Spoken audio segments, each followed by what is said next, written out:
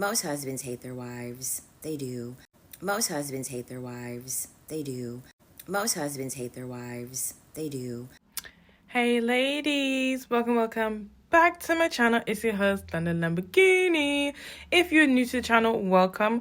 This is a channel where I was trying to teach women how to get that bag, but after a situation that hit me in the chest like with a dagger, I've decided to completely pivot this channel, and it might just become a decentering men channel. So stay tuned for all these videos, no matter your relationship status, and hit that subscribe button so you don't miss out.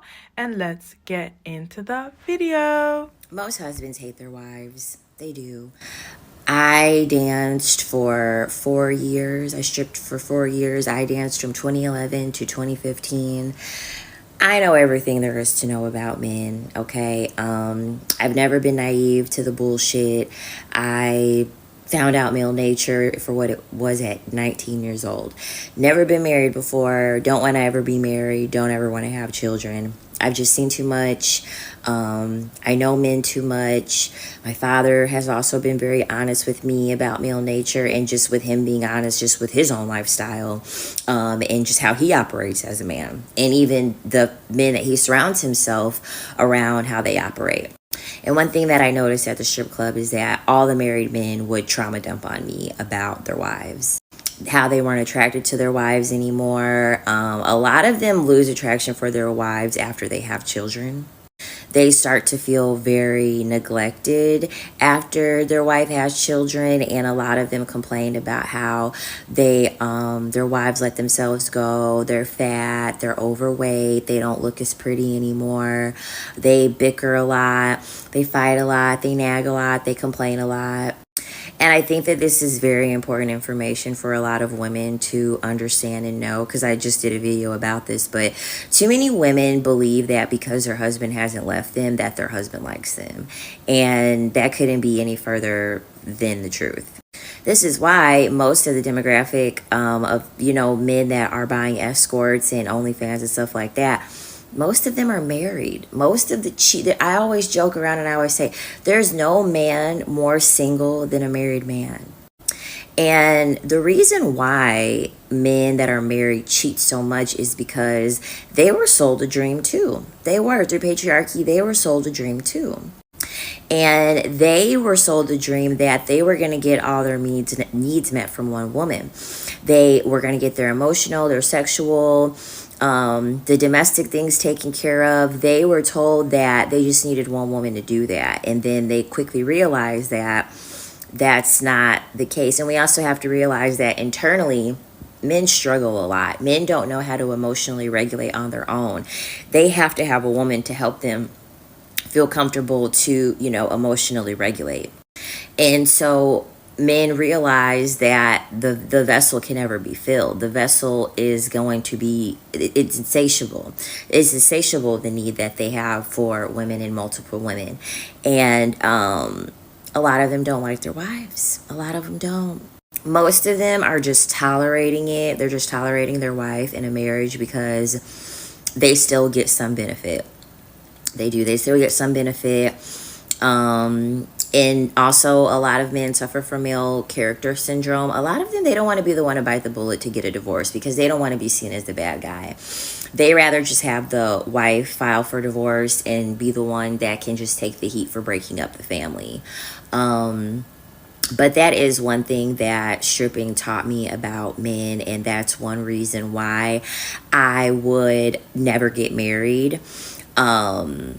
If you really were to be a fly on the wall with men and their conversations about women and the conversations about their wives, a lot of women would change their tune on how they view marriage, because I can guarantee you that men aren't viewing it the same way as you. They're saying like, oh, I just fell in love with her and like that's the reason. No, like that's just their politically correct answer. That's just the answer that they have to give so that it will be palatable for people. But when the doors are closed, when the mics are off, when the cameras aren't rolling, and they're in a safe space, they're not saying that that's the reason why they even married the woman in the first place. It's because of something that they're benefiting from in some way, shape, or form. It has nothing to do with the actual woman herself. I'm going to make a series of these videos about telling you guys what the strip club has taught me about men, but this is the second video technically of me explaining, why and how I know so much about men, and that's the reason why I served men for literally 4 years. I know them very, very well.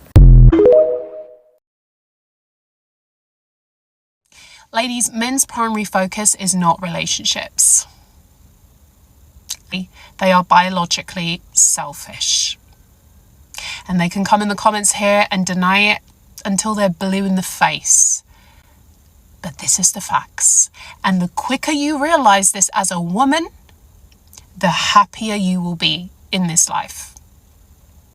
Once you realize that a man does not give an F about you, you will be happier as a woman.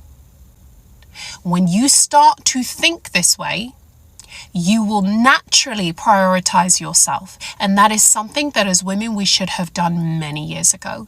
We should have done centuries ago. And I don't just mean being out here for survival. No, I mean really decentering men and centering ourselves. Men's primary focus is not relationships. It's career, status, and personal goals. Where's relationships in that? Doesn't exist.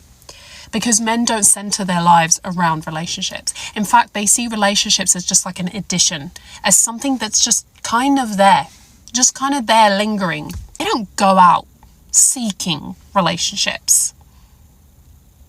They go out seeking pleasure. Oh yeah. And we're gonna trigger some men today because they're not gonna like that. Oh no, we care about love. No, you don't. No, you don't. No, you don't.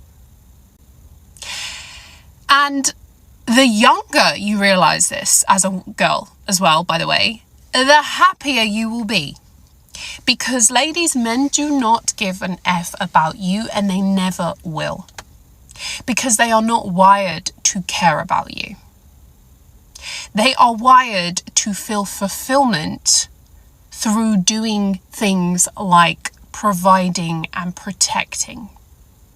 They get a hit of dopamine from doing those things. So when they take care of you and they do these manly things that they are supposed to do, that are their duties, they get a hit of dopamine, the happy hormones. They feel good. That's it. That's as far as it goes with a man. He's never going to feel anything else for you. He's not going to feel that undenying love that you've been taught in the fairy tales, that we've been taught as young girls growing up, that, there's Prince Charming. There was nothing charming about Prince Charming. And all the princesses, they were silenced. They had to sacrifice things in order to be princesses. They were controlled. They were watched. The fairy tales really aren't fairy tales. And the quicker you realize this, the happier you will be in life. And you will stop putting your life on pause and wasting all your good years. When men don't care about you, they don't care about you. They don't.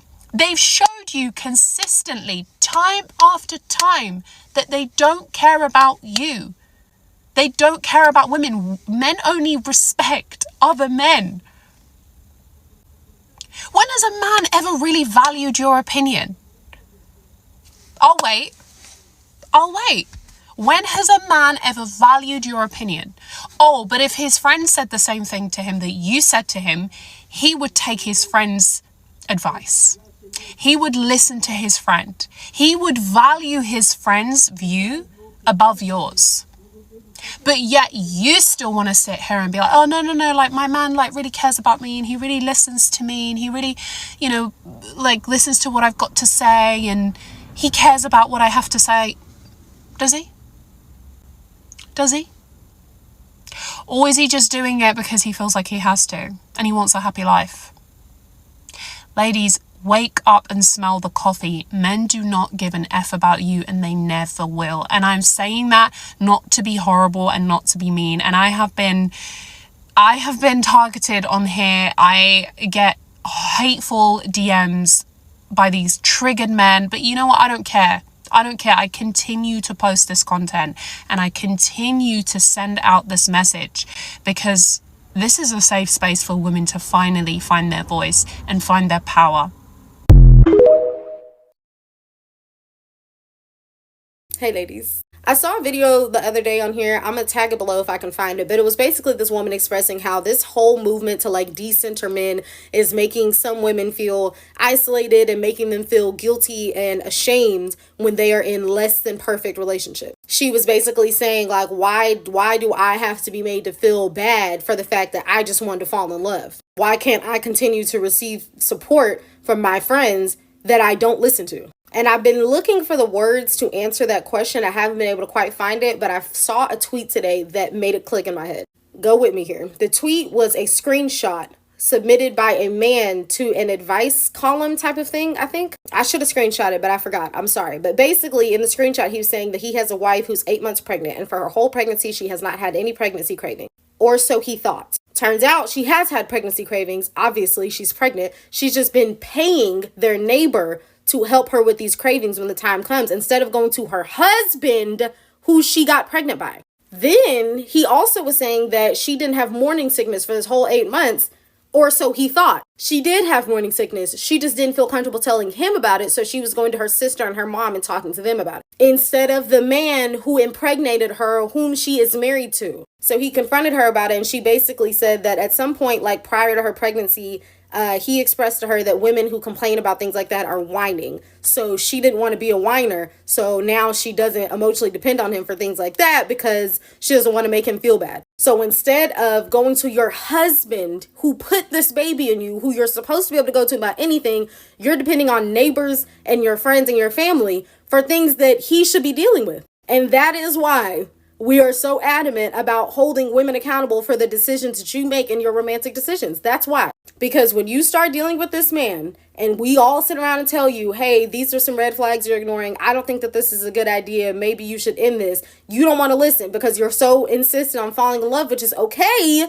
But if we're all telling you this is not the man to fall in love with and you don't listen to us, what happens when he inevitably proves us right? Now we are the ones who have to give our resources, both physically and emotionally, to pick up the pieces that he broke because you didn't want to listen. And as your friends, as your family, as your community, we're going to do it because we love you, but we have a right to express that this is not really cool and to say that you should be held accountable for that because this is your decision. It reminds me of a friend I had like 2 years ago. She was messing with this dude who she had no business messing with. I told her that. She didn't want to listen. They weren't in an official relationship. They were doing everything that people in a relationship do. So I guess it was some sort of situationship. I don't know. They worked together. One Saturday night, all three of us went out. We were out all night. She and I stay in one city. He stays 45 minutes to an hour away. After we went out, I went home. I thought we were going home together. She went to his house. I said, okay, cool. The next morning, she had to be work at 7 a.m. and she's blowing my phone up, talking about she left her work badge and her like key to get into the building at his house. She left them at his house and she's calling me, who's an hour away, asking me, can I go to his house to go bring it to her? I said, why are you not asking that man who you're giving free coochie to? She's like, oh, he's busy. He can't do it today. What is he doing? You ask? It was his day off. He was sitting at the house. Yeah, you did. You heard that correctly. She left her work things at his house. They have the same job. He goes to that job the same time that she goes to that job. He just happened to be off that day. And living 5 minutes away, he didn't even want to bring her the stuff that she forgot that she needed to get into her job. So you're calling me, who was out just as long as you were, but lives an hour away, and you want me to do it. Then when she got off work later that night, she needed a ride home, and who was she calling? Me, instead of that man who had you out there, who lives 5 minutes away. And me being a good friend, of course I went and got her, but I'm gonna tell you, you should not have to be calling me for these type of things if you got a man. If you're giving a piece of yourself to that man and he can't even get up on his day off to drive 5 minutes down the road and make sure that you can get into your job, something is wrong. That's the type of stuff that we're talking about. That is why we are so adamant about holding women accountable, because this does not just affect you, because you're not going to do it by yourself. You're going to get with this man that everyone told you not to get with. And when he shows you exactly why you should have left him alone, when he abandons you, when he leaves you, when he does you wrong, you're going to be looking at us and you're going to want some of my money. You're going to want some of my resources. You're going to want me to stay up all night on the phone listening to you cry about this man that we all told you not to be with. You have a right to do what you want to do, but as your friends, we have a right to have a problem with it. I know being held accountable sucks, and I know that it hurts to be on the side where you just want to fall in love and you don't understand why nobody can see what you see in this man. Yes, that hurts, but there's no other way to do it. I mean, I don't know what you want us to do. Hey ladies, thank you so much for staying until the end of the video. So for those of you who don't know my story, when it comes to relationships, personally, I was never really super focused on having a boyfriend. Growing up, I always knew that romance movies and love songs were just propaganda to try and get girls to just focus on boys.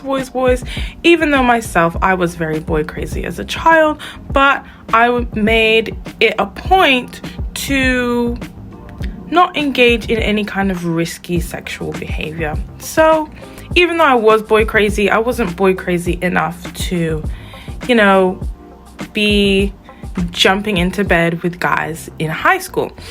However, during college, I was like, I want money. How can I become a sugar baby? I didn't even know what that was, really. But I started to Google it, and that's when I found the world of hypergamy.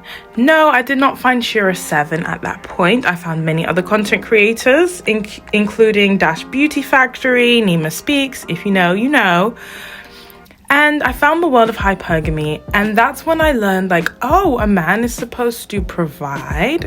Interesting, because until then, I had never learned about any of that kind of stuff. I'd never heard about that before. I knew some stay-at-home moms in my life, but I always looked at them and thought, aren't you bored?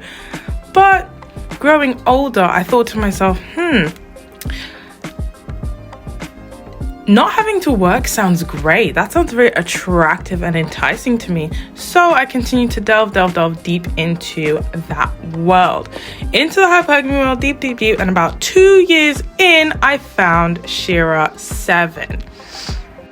Now, I'm not going to go into too much detail on this video because I would love to go into much more detail about my dating experiences, my successful sprinkle stories, and such.